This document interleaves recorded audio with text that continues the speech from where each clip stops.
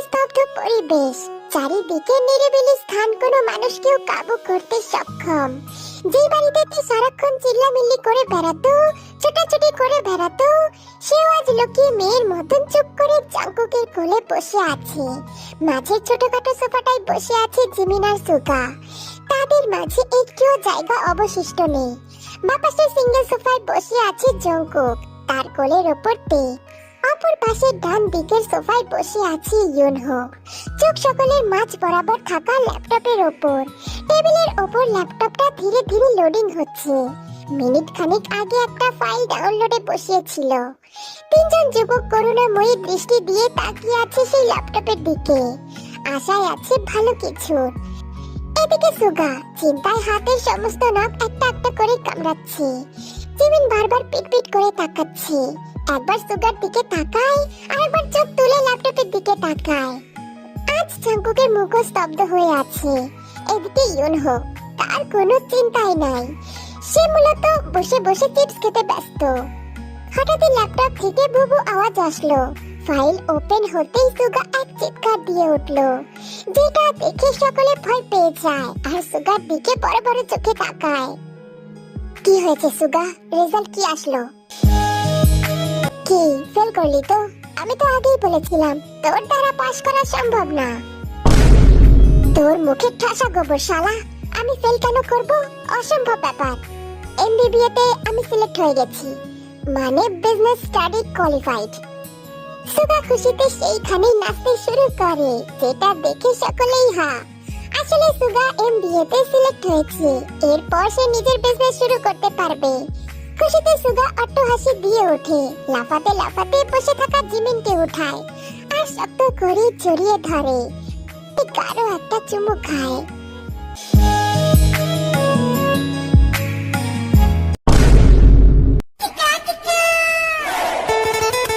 বাপ রে বাপ, তোরা তো জাঙ্কুককেও ছাড়িয়ে গেলি রে। প্রকাশ্যে এভাবে চুম্মাচাটি শুরু করে দিলি। ইউনহোর কথাতে সুগার হুঁশ ফেরে। দুজনাই থতমত খেয়ে যায়। লজ্জায় দুজনেই দুজনকে ছেড়ে দেয়।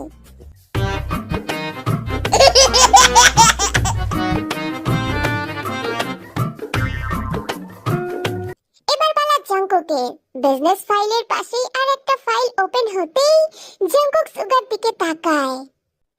Jungkook, MBBS A select Holi? Result কি এসেছে? সিলেক্ট হয়ে গেছি। এটা শুনে সুগা আর ইউনহো দৌড়ে এসে জাঙ্কুকের গলা জড়িয়ে ধরে। এদিকে জিমিনও দেখে জড়িয়ে ধরে হাসতে থাকে। জাঙ্কুক এমবিবিএস এ সিলেক্ট হয়েছে, এর মানে তার ডাক্তারি পড়া সফল হয়েছে। চল এবার তোর পালা ইউনহো। আমার আমার আবার কি? আমি তো পাস, এটা তো আগে থেকেই জানা ছিল। আমি জাঙ্কুকের সাথে সিলেক্ট হয়েছি। I knew it. বেশ অহংকার নিয়ে কথাটা বলল ইউনহো। সোফার উপর পা তুলে বসলো, বেশ ভাব নিয়ে থাকলো। তখনই আবারও ল্যাপটপে বুবু করে আরেকটা ফাইল ওপেন হলো। কি বলেছিলাম না আমি পাস? আমি জানতাম, আমার নিজের উপর পুরো কনফিডেন্ট আছে। ইউনহো, ইউনহো ভাইয়া, তুমি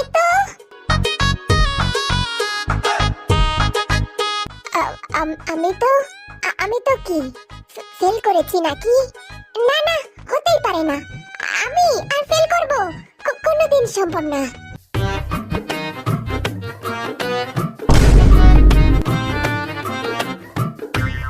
আরে তোরা আমার দিকে এভাবে তাকিয়ে আছিস কেন ভাই? এত কনফিউজ করছিস কেন? কি রেজাল্ট এসেছে আমাকে বল। ইউনহো তাড়াতাড়ি এসে ল্যাপটপটা দেখলো, যেটা দেখে তার চোখ বড় বড় হয়ে গেল। চোখ ভর্তি পানি টলটল করছে, মনে হচ্ছে কান্নাই করে দেবে। সুগা আজ ভীষণ খুশি, তার ছোটবেলার স্বপ্ন পূরণ হয়েছে। সে ছোট থেকেই চাইতো নিজস্ব একটা বিজনেস করবে, অবশেষে সেটা পূরণ হতে চলেছে। এদিকে ইউনহো সোফার উপর ঠ্যাং উঠিয়ে হা করে শুয়ে আছে, চোখ দুটো খোলা, আকাশের দিকে তাক করা। তবে দেখে মনে হচ্ছে ভিতর থেকে কলিজাটা উড়ে গেছে। আমি আগেই বলেছিলাম মামা, মন দিয়ে পড়াশোনাটা করো, শুনলা না? এখন থাকো আর 1 বছর ক্লাসে। ভাই, তুই কি টুকলিটা ভালো মতন করতে পারিস নাই? চুপ শালা, আমি আর টুকলি কোনোদিনও না। কিন্তু ভাই, আমি ফেল কিভাবে করলাম? যেভাবে মানুষ ফেল করে ওইভাবেই করলি। যাক, একটা দিক দিয়ে আমার বোনটা আমার বদলা নিয়ে নিল। কি, তোর বোন মানে? হ্যাঁ, নিজের মনের মধ্যে আমার বোনকে পুষে রেখেছিস, সেই মনে পড়াশোনা কিভাবে যাবে? সারাদিন তো আমার বোনের কথাই ভাবিস। তোর বোন তো আমার মনের এই সাইডে ছিল, আর এই সাইডে ছিল পড়াশোনা। তাইলে শালা আমি ফেলটা করলাম কিভাবে? উপরওয়ালা ব্রেনটা দিয়েছে পড়াশোনার জন্য, যেটার ব্যবহার না করে যদি পড়াশোনা মনের মধ্যে ঢুকিয়ে রাখিস তাহলে কিভাবে হয় বল? পড়া হচ্ছে মাথার মধ্যে আর ভালোবাসা মনের মধ্যে, যেটার একটাতে ফেল করেছিস, স্বাভাবিক। যা শালা, আবার 1 বছর পরীক্ষা দাও। আমার তো ভাগ্যটাই খারাপ। দুজনা টুকিটাকি কথা বলছি, এদিকে জঙ্কুক পুরোপুরি চুপ হয়ে আছে। জঙ্কুককে এভাবে চুপচাপ দেখে সুগা প্রশ্ন করে, কি রে জঙ্কুক, তুই কি খুশি না? আর ভাই, ডক্টর কোর্সে কোয়ালিফাই করেছিস, তাও এত কিসের কষ্ট তোর? এমবিবিএস করতে 5 থেকে 6 বছর সময় লাগে, যেটুকু সময় আমাকে টেকে ছাড়া কাটাতে হবে সুগা। মানে? সব সময় সিট নিজের দেশে পড়ে না। যদি আমাকে কোর্সের জন্য অন্য কোনো দেশে যেতে হয়, তখন তখন আমি টেকে ছেড়ে কিভাবে থাকবো সুগা? বলতে বলতেই চোখ ভর্তি পানি চলে আসে জঙ্কুকের। 2 হাত দিয়ে সেটুকু মুছে আবার বলা শুরু করে, এই 6টা মাসে আমি উপলব্ধি করেছি তোর বোনকে ছাড়া আমার বেঁচে থাকা অসম্ভব ব্যাপার। তোর বোনটা বড্ড মায়াবী, যে মায়ায় ভীষণ ভাবে ফেসে গেছি, তার থেকে 1 মিনিট দূরে থাকা মানে আমার দম বন্ধ হয়ে আসা। সেখানে আমি তাকে ছাড়া বছরের পর বছর কিভাবে বিদেশে থাকবো বল? আমি থাকতেই পারবো না, অসম্ভব সুগা।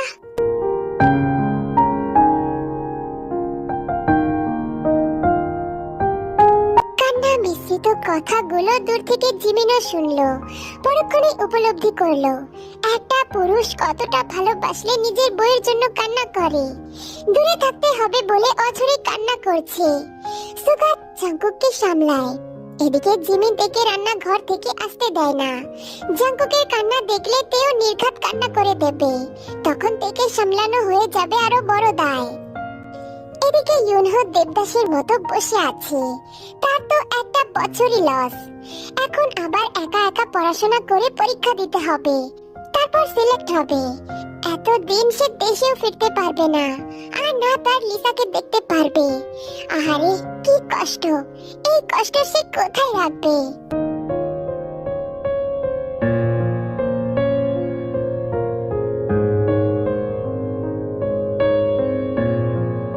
কিছুদিনের পরের কথা, কলেজের প্রতিটা কোণা ডেকোরেশন করা।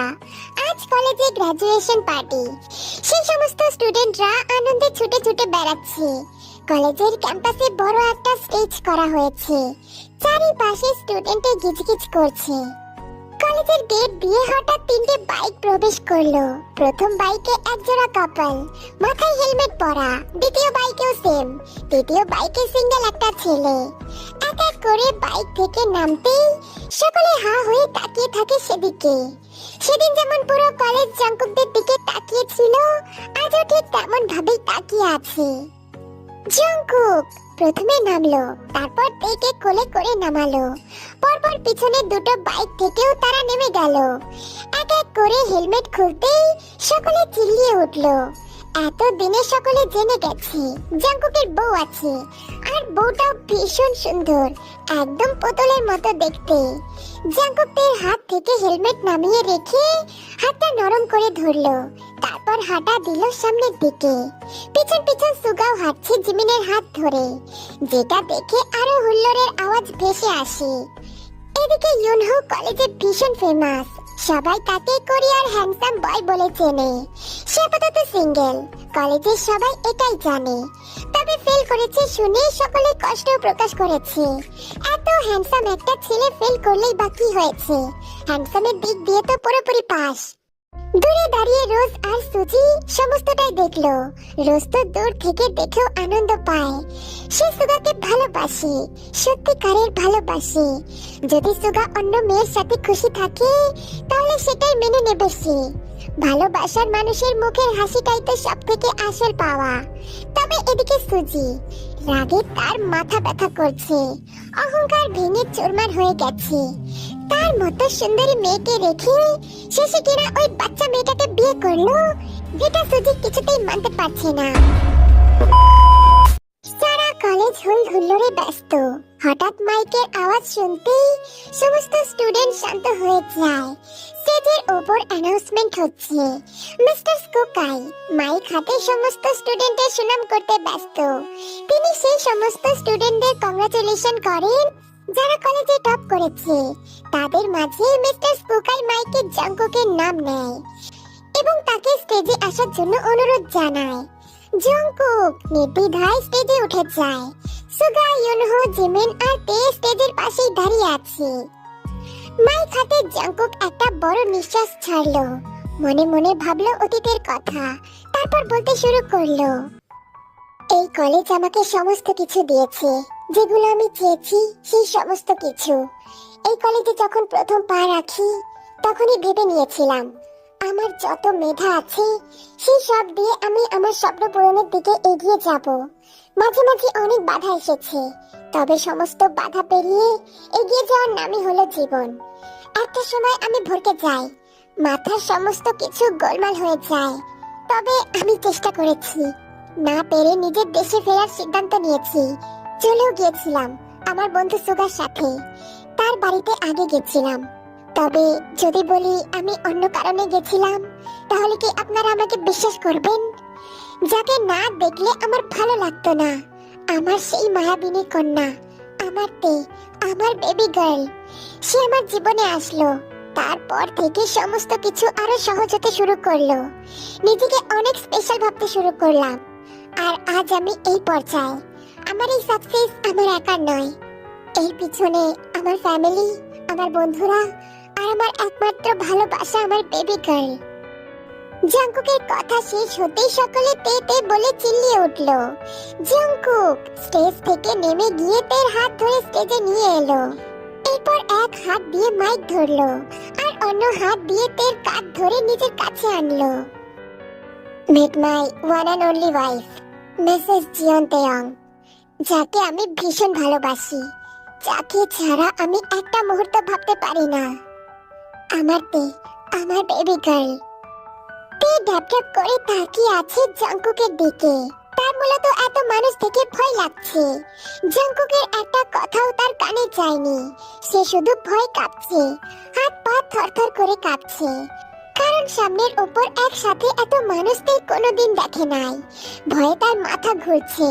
হাত এদিক ওদিক নিয়ে খুঁজতে লাগলো জংকুকের হাত। একটু পর পেয়েও গেল।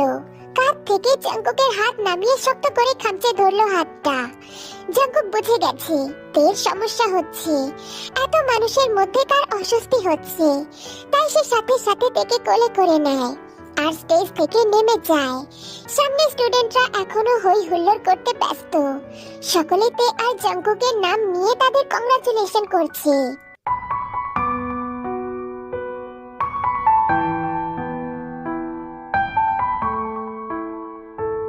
ঠিক আছিস তুই? আর জল খাবি? তে দুই দিকে মাথা নাড়িয়ে না সম্মতি জানায়। এখন কি একটু ভালো লাগছে? কি হয়েছিল? ভয় লাগছিল? হ্যাঁ, কি ওই যে কত মানুষ ছিল না? আমি এত মানুষ আগে কখনো দেখিনি। আমার ভয় করছিল কুকি। ভয় কিসের তে? তুই তো স্বামীর কাছেই ছিলি। স্বামীর কাছে থাকতে ভয় লাগে বুঝি? তে হা করে তাকিয়ে থাকে। এদিকে সুগা আর জিমিন তড়িৎ গতিতে এগিয়ে আসে। তে, বোন আমার, ঠিক আছিস তুই? ও ঠিক আছে সুগা, আমি থাকতে কিচ্ছু হবে না। আসলে ছোট থেকে বাড়ির মধ্যেই বড় হয়েছে কিনা এত মানুষের ভিড় সহ্য করতে পারিনি। আমি বুঝতে পারিনি সুগা, এরপর আর কোনোদিন এমনটা হবে না। সরি, এটা একজন হাজবেন্ডের প্রমিস। এরপর থেকে আর এমনটা কোনোদিন তোর সাথে ঘটবে না।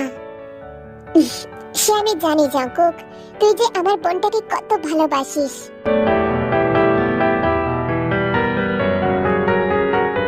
আচ্ছা যাই হোক, আমাদের এখন বাসায় যাওয়া দরকার, টিকিটও তো কাটতে হবে। ঠিক আছে।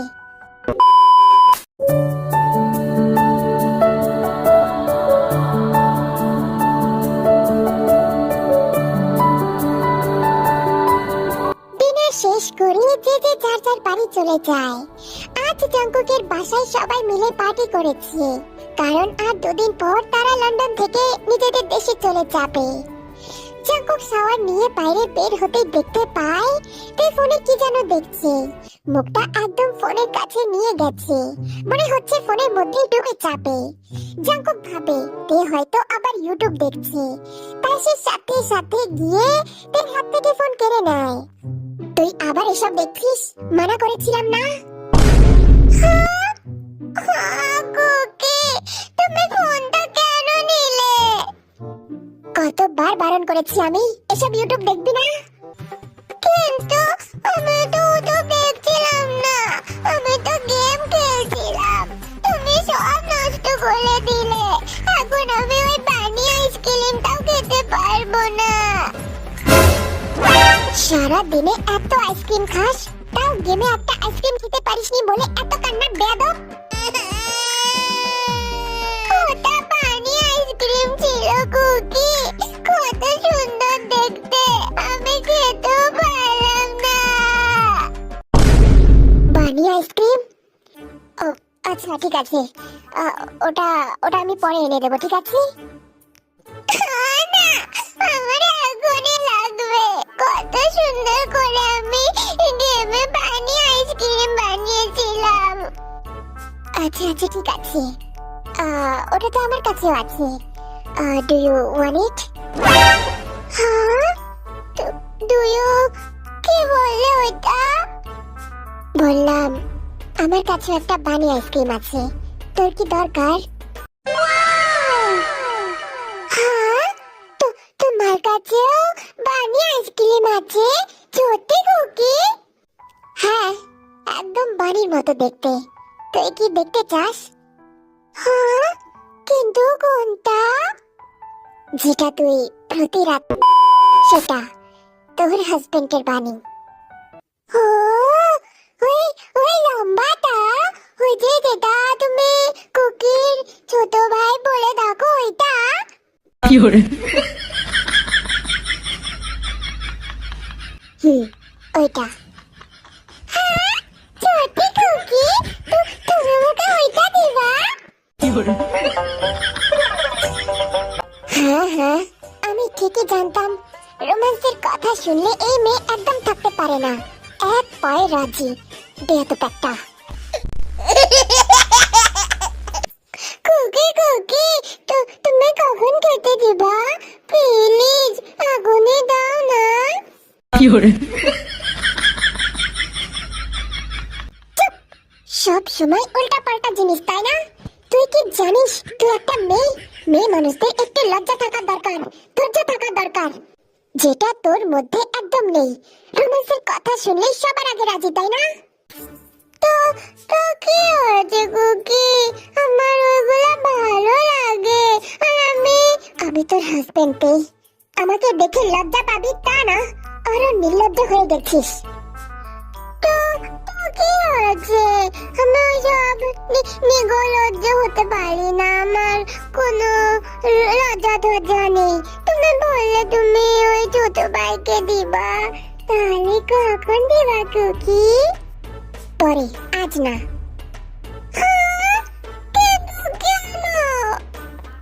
আজ আমরা অন্য কিছু করব। হ্যাঁ, অন্য কিছু? আমার সাথে চল। জাঙ্কুক তেকে নিয়ে ব্যালকনিতে চলে যায়, যেখানে আগে থেকে একটা দোলনা বসানো ছিল। সামনের ওপর একটা টেবিল রাখা, তার উপর ছোট একটা মোমবাতি, হালকা আলোয় নিচে থাকা ফুলের টবটা দৃশ্যমান। জাঙ্কুক দোলনায় বসে তেকে কোলের উপর বসায়, তারপর চুলের ঘ্রাণ নিতে নিতে বলে, আজ থেকে ঠিক 4 দিন পর আমরা বাসায় যাচ্ছি সোনা। তখন তো তোকে এভাবে যখন তখন ভালোবাসতে পারবো না, ছুতেও পারবো না। তাই সমস্ত রকম এক্সপিরিয়েন্স আমি আজকেই পেতে চাই। হ্যাঁ? মানে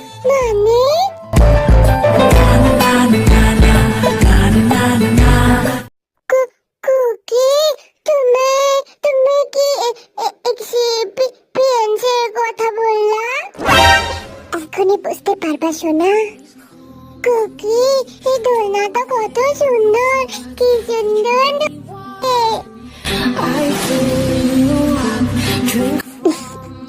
একটু পরে আরো অনেক কিছু না, জাস্ট ওয়াচ এন্ড সি।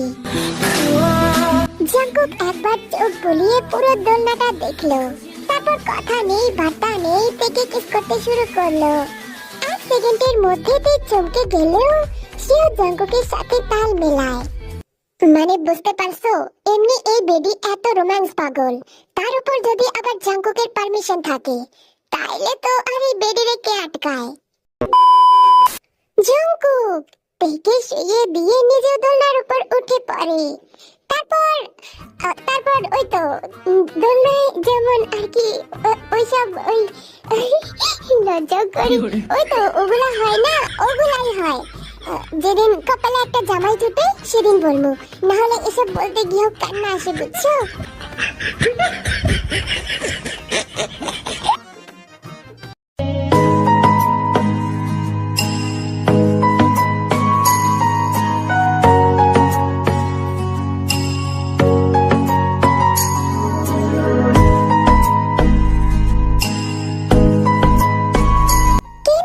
পরপর 2টা গাড়ি প্রবেশ করলো। মেন দরজায় তখন জেনি সবে এসে দাঁড়িয়েছে।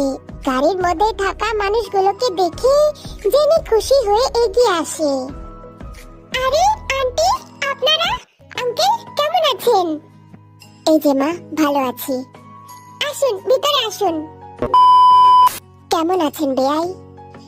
জি আলহামদুলিল্লাহ ভালো। আপনার দিকে কেমন সব? জি আলহামদুলিল্লাহ আমার দিকেও সব ভালো। তা ছেলে মেয়ে তো আসতে চলেছে। হ্যাঁ, সেই আনন্দেই তো আমার কাজ হচ্ছে না। যাক, তাহলে যেই ভয়টা আপনি পাচ্ছিলেন সেই ভয়টা কেটে গেল। তে সুখে আছে, অনেক সুখে। এর থেকে বেশি একটা বাবার কি চাই বলুন?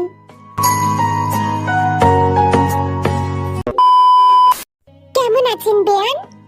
জি ভালো বেয়ান। তা আপনারা একবার জানালেন না কেন? না বলে আসার কারণ হলো জাঙ্কুকের বাবার একটা মিটিং আছে, সেখানে পৌঁছাতে হবে। আমাকে এখন চলে যেতে হবে একটু সময়ের জন্য, তাই আর বলা হয়নি। সে কি এখনই চলে যাবেন মানে? তাছাড়া আর কি করার বলুন তো?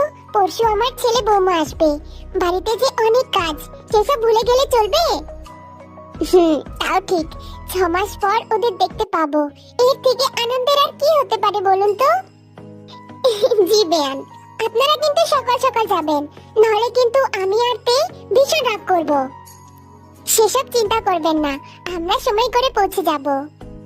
হাসাহাসির মাঝে আয়ু রান্না ঘরের সামনে এসে দাঁড়িয়েছে, যেটা অবশ্য জিন খেয়াল করেছে। জিন এগিয়ে এসে আয়ুকে জড়িয়ে ধরে বলে, জেদ অভিমান আর কতদিন বেয়ান? আপনার মেয়ে সুখে আছে, এখনো কি ভয় পেয়ে থাকবেন? রাগ করে থাকবেন এখনো আমাদের ওপর? আয়ু হাসে, অতঃপর সেও জড়িয়ে ধরে জিনকে। 3 বেয়ান মিলে জমিয়ে কিছুক্ষণ আড্ডা দেয়। ওদিকে নামজনের মিটিং এর সময় হয়ে যাচ্ছে, যেই কারণে সেও তাড়া দিচ্ছে বারবার। তা বেয়ান, লিসা কোথায়? আছে হয়তো কোথাও। লিসার নাম নিতে লিসা এসে হাজির। তার নাম নিয়েছে বলে কথা, সে আসবে না সেটা কি হতে পারে? লিসা মা, কেমন আছো মা? জি আন্টি, ভালো আছি। তা এখন কিসে পড়ছো? জি এইচএসসি দিয়েছি, এখন ছুটি চলছে। বেশ তো, তাহলে তুমি 2 দিন আমাদের বাড়ি গিয়ে থাকতে পারো তো। পরশু তো তোমার ভাইয়া ভাবি আসবে। কি বলেন বেয়ান সাহেবা? লিসার তো এখন ছুটি আছে, আর আমার সাথে এখন কেউ নেই। একটু গেলে আমরা একটা সঙ্গী পেতাম। হ্যাঁ হ্যাঁ, নিয়ে যান, আমার কোনো সমস্যা নেই। ও গেলে আপনাকে একটু সাহায্য করে দিতে পারবে।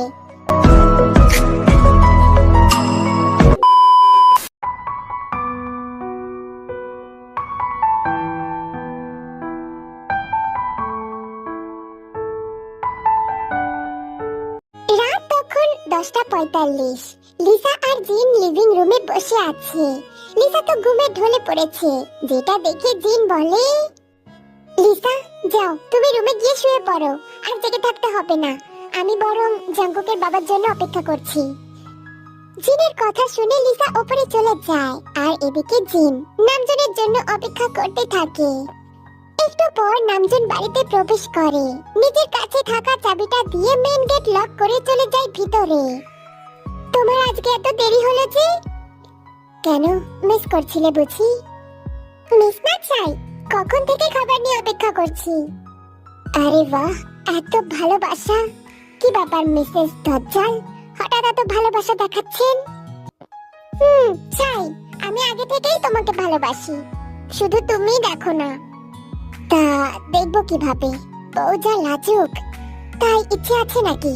চলো তাহলে ভিতরে যাই। অসভ্য কোথাকার।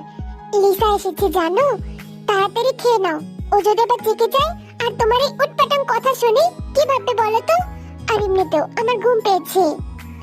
নামজনের কথা বাড়ায় না, ফ্রেশ হয়ে এসে খাবার খেয়ে নেয়।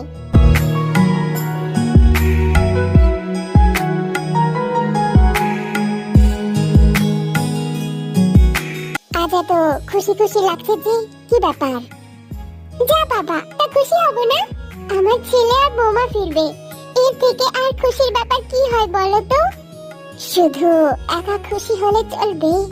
হাজবেন্ডের দিকেও তো একটু তাকাতে পারো। বেচারা কত করুণা নিয়ে তাকিয়ে থাকে, আর এদিকে বউ চোখের ইশারা বুঝতেই পারে না। ঢং, বুড়ো বয়সে যত সব ঢং। ছেলের বিয়ে হয়ে গেছে, দুদিন পর নাতিপুতি আসবে, আর এখন তুমি রোম্যান্স দিয়ে পড়ে আছো। বুইড়া বেটা, রোম্যান্স কি আর বয়স থেকে হয় নাকি? আমি আমার বউকে ভালোবাসি, আর একদম চামড়া গড়িয়ে পড়া বুড়ো হওয়া অবধি রোম্যান্স করে যাব। তাতে বউয়ের সমস্যা তো দেখছি না, নিজের হাজবেন্ডই তো হয়। জি না মশাই, আমার ঘুম পেয়েছে। আমার তো পাইনি। তো তো কি? আমাকে একটা চুমু দাও না। হ্যাঁ, কি বলছো এসব? তুমিও না খুব দুষ্টু হয়ে গেছো।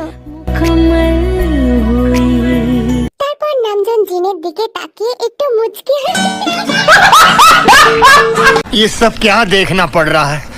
अच्छा है मैं अंधा हूँ।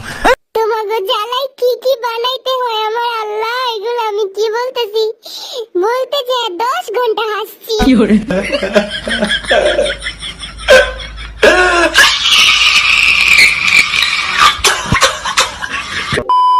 हम तो छुपके तुमको देखा करते हैं। প্লিজ বউ, একটা চুমু দিলে কি হয়? তোমারই তো বর হই। কি বলছো এসব? হ্যাঁ, চুমু চেনো না? আচ্ছা একটা পাপ্পি দাও। যা দুষ্টু বুইড়া, আমার শরম লাগে। দামরা একটা ছেলে আছে, বৌমা আছে, তাও নাকি আবার শরম লাগে। একেই বলে দজ্জাল মহিলা। কি? এই তুমি কি বললা? তুমি আবার আমাকে দজ্জাল বললা? না তো, দজ্জাল শুনলে বুঝি? আমি তো দজ্জাল বলি নাই, আমি বললাম ঘরের চাল। হ্যাঁ, সবই বুঝি আমি।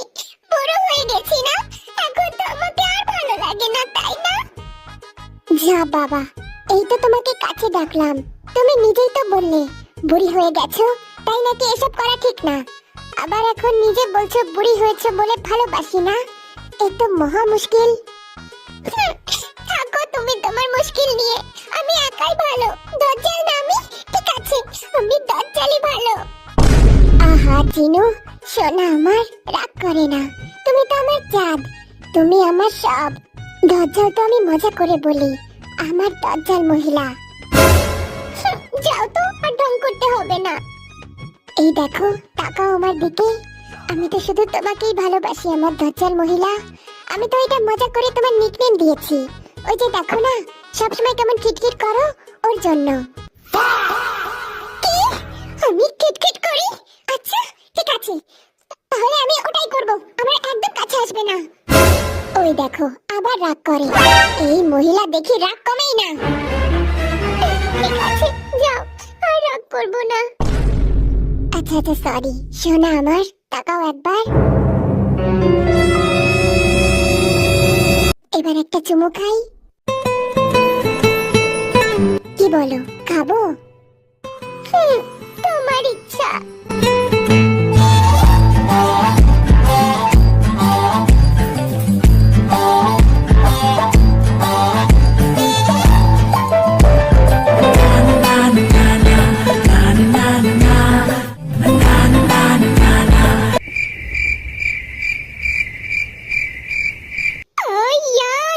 আমি কি লিখে ফেলছি? আব্বা আম্মার রোম্যান্স লিখে ফেলছি। তবে যাই হোক, উৎসাহ পেলে আরো লিখবো।